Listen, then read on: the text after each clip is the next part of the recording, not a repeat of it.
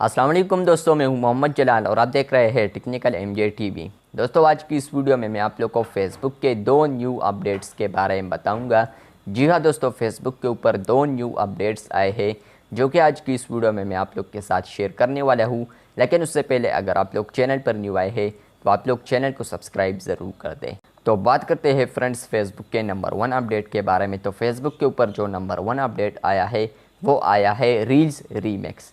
अब आप लोग को यहाँ पर देखने को मिलता है फेसबुक के ऊपर रील्स भी।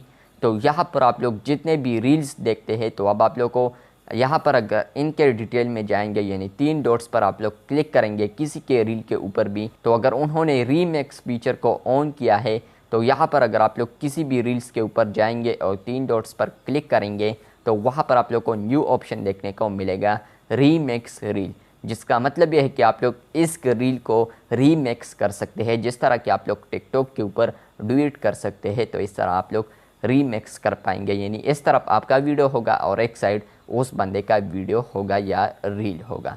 तो इस तरह आप लोग रीमिक्स कर सकते हैं रील्स को। बात करते हैं फेसबुक के नंबर 2 अपडेट के बारे में, तो वो आ रहा है फेसबुक स्टोरीज़ के रिलेटेड। तो अभी यहाँ पर आप लोग को फेसबुक स्टोरीज़ में एक न्यू स्टिकर देखने को मिलेगा जो कि है टॉप फैंस।